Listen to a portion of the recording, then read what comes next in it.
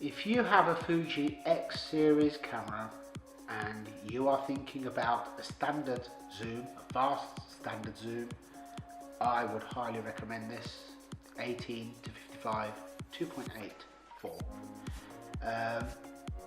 it's very, very impressive. It's amazing actually.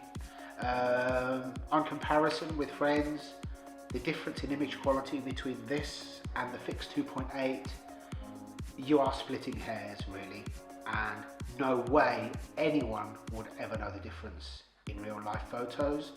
Yes, at the 55 end, the slight difference in bokeh might give it away in direct comparison, but there again, you don't buy this to use it as solely as a portrait lens. It's an all-rounder. It's something you put on your camera when you're on walkabout, on holiday, etc. If you are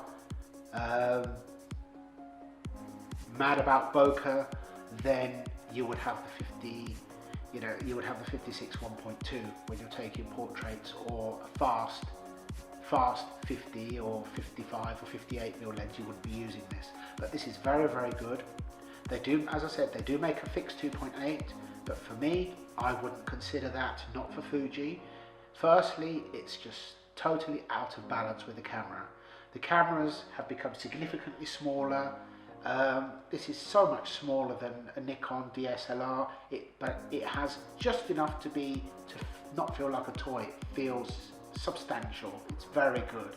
But even though the cameras can be made smaller, the laws of physics that apply to light and the control of light cannot be changed, and therefore, no matter how much smaller you make the body, unless you make the sensor smaller or the lens is going to allow in less light, the lens will still be the same size.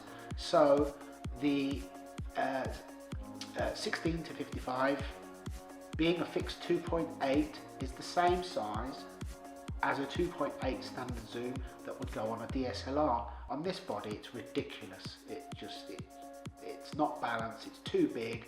Yes, I know some people use it for professional use, for weddings, etc. For myself, I think that it's pointless moving to mirrorless if you're going to put massive lens on. The whole point is to downsize a little.